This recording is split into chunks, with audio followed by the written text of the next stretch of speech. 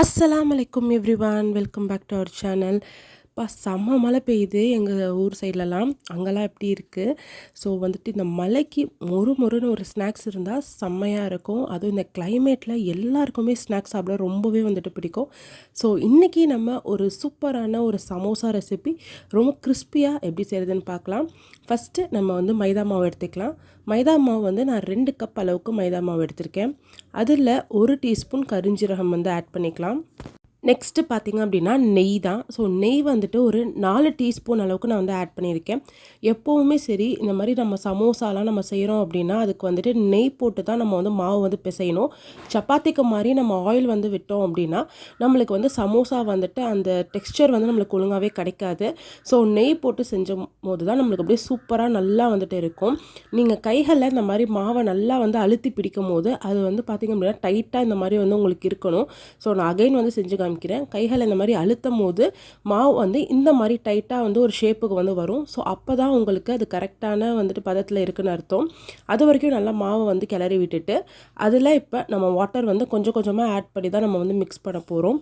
ஒரே டைமில் நம்ம வந்து வாட்டர் ஆட் பண்ணிட்டோம் அப்படின்னா நம்மளுக்கு கன்சிஸ்டன்சி வந்து மாறிடும்.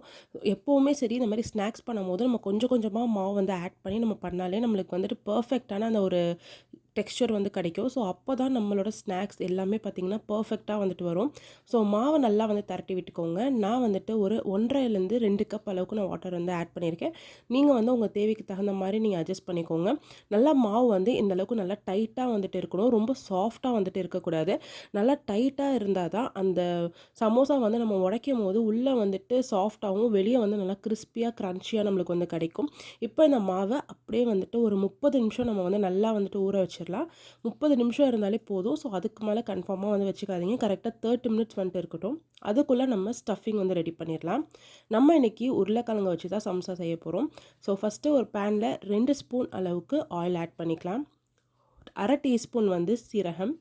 பெரிய வெங்காயம் தான், ஆனால் ரொம்ப வந்துட்டு ஃபைனாக நான் சாப் பண்ணியிருக்கேன். 2 பெரிய வெங்காயம் எடுத்து இந்த மாதிரி நல்லா ஃபைனாக நான் வந்து சாப் பண்ணி நான் வந்து ஆட் பண்ணியிருக்கேன். நீட்டமாக இருந்துச்சு அப்படின்னா சில பேருக்கு வந்து உள்ளே இருக்கிற இந்த ஸ்டஃப் வந்து பிடிக்காது. வெறும் தோலை மட்டும் சாப்பிட்டுட்டு தூக்கி போட்டுருவாங்க. சின்ன வயசில் நானுமே வந்து அப்படி தான் இருந்தேன். ஸோ நெக்ஸ்ட் பார்த்திங்க அப்படின்னா இதில் வந்து 1 இன்ச் இஞ்சியும் ஒரே ஒரு பச்சை மிளகாயும் நல்லா ஃபைனாக ஆட் பண்ணி அதுவும் வந்து ஆட் பண்ணியிருக்கேன். இது வந்து டேஸ்ட்டுக்காக தான். உங்களுக்கு இந்த டேஸ்ட் பிடிக்கும்னா நீங்கள் ஆட் பண்ணிக்கலாம்.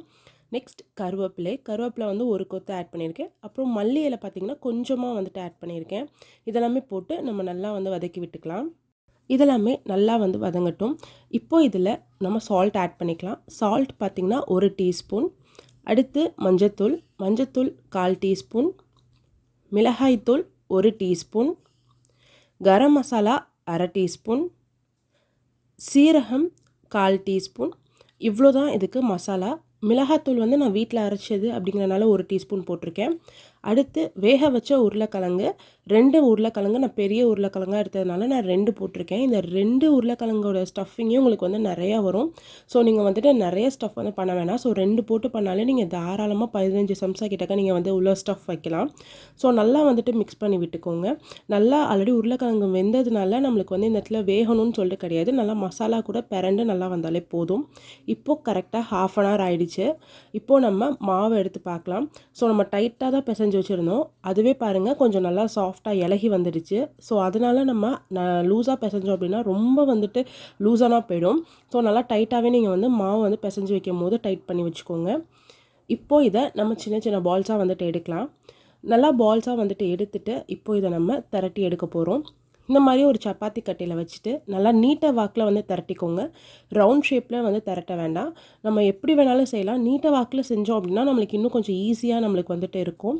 ஸோ அதனால் நான் எப்படி செய்கிறனோ அதே மாதிரி நல்லா நீட்டாக வாக்கில் இந்த மாதிரி வர மாதிரி நீங்கள் வந்து திரட்டி வந்து எடுத்துக்கோங்க. சம்சா மைதா மாவில் தான் பண்ணணும்னு கிடையாது. கோதுமை மாவுலேயுமே செய்யலாம். இன்ஷா அல்லாஹ் நான் ஒரு நாள் கோதுமை மாவில் செஞ்சு உங்களுக்கு வந்து வீடியோ போடுறேன். இப்போது இந்த சம்சாவை நம்ம 2ஆக வந்து கட் பண்ணியாச்சு.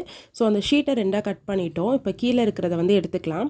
இப்போ லைட்டாக தண்ணி வந்து அப்ளை பண்ணிவிட்டு ஒரு சைடு வந்து எட்ஜை வந்து எடுத்து மடிச்சுக்கோங்க. அதே மாதிரி இன்னொரு சைடு எட்ஜை வந்து மடித்து அந்த சைடு எட்ஜ் இருக்கு இல்லையா, ஸோ அதோட இதையும் வந்து கம்பைன் பண்ணி நல்லா தண்ணி வச்சு அமுக்கி விட்டுருங்க.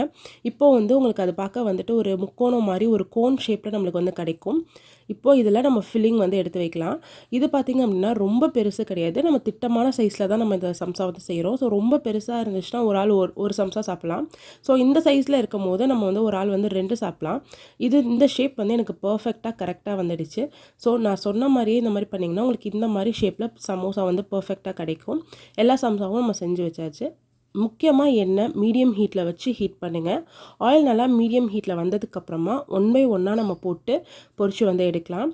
இந்த ரெசிப்பியை பொறுத்த வரைக்கும் நம்ம வந்து மாவு பிசைகிறதும் ஆயிலில் நம்ம ஃப்ரை பண்ணி எடுக்கிறோம் தான் ரொம்ப ரொம்ப முக்கியமான ஒன்று. நம்ம ஆயில் வந்து ரொம்ப ஹீட்டாக இருந்துச்சு அப்படின்னா நம்மளுக்கு பூரி மாதிரி போயிடும். ஸோ சொதண்டு சவுக்குன்னு போயிடும். கிறிஸ்பியாக நம்மளுக்கு வந்து கிடைக்காது. மீடியம் ஹீட்லேயே வச்சு நல்லா பொறுமையாக கொஞ்சம் கொஞ்சமாக திருப்பி எடுத்தீங்க அப்படின்னா இந்த மாதிரி ஒரு கோல்டன் ப்ரௌன் கலரில் ஒரு அழகான க்ரன்ச்சியான ஒரு சம்சா வந்து உங்களுக்கு வந்து கிடைக்கும். உங்களுக்கு பார்த்தாலே தெரியும்னு நினைக்கிறேன். நல்லா வந்துட்டு இது கோல்டன் ப்ரௌன் கலரில் வந்துட்டு இருக்குது. ரொம்ப டார்க்காக வந்துட்டு செஞ்சிட வேணாம். அப்புறம் பார்க்கவே ரொம்ப ப்ரௌன் கலரில் இருக்கும். ஸோ நல்லா வந்து பொன்னிறமாக நீங்கள் வந்து பொரிச்சு எடுக்கணும். நான் அகைன் வந்துட்டு ஒரு பேட்ச் வந்துட்டு பொரிக்கிறேன். ஸோ நான் சொன்ன மாதிரியே நீங்கள் வந்து பண்ணிங்கன்னா உங்களுக்கு பர்ஃபெக்டான ஒரு சூப்பரான சம்சா வந்து கிடைக்கும். ஸோ பாருங்கள் எந்த அளவுக்கு சம்சா பார்க்க அழகாக இருக்குது, பொன்னிறமாக இருக்குதுன்னு சொல்லிட்டு. இப்போ நான் உங்களுக்கு உடச்சி காமிக்கிறேன். ரொம்ப வந்துட்டு க்ரன்ச்சியாக இருந்துச்சு. உள்ளே வந்து நல்லா சாஃப்டாக வந்து எல்லாமே வெந்திருந்துச்சு. ஸோ கண்டிப்பாக இந்த சம்சா நீங்கள் வீட்டில் ட்ரை பண்ணி பாருங்கள். ரொம்ப ரொம்ப உங்களுக்கு பிடிக்கும். சின்ன பிள்ளைங்க ரொம்ப லைக் பண்ணி சாப்பிடுவாங்க. இந்த மழை காலத்தில் ஸ்நாக்ஸ் வேணும்னா கண்டிப்பாக இந்த சம்சா செஞ்சு பாருங்கள். இந்த வீடியோ பிடிச்சிருந்தா எங்கள் சேனலை மறக்காமல் சப்ஸ்கிரைப் பண்ணிக்கோங்க.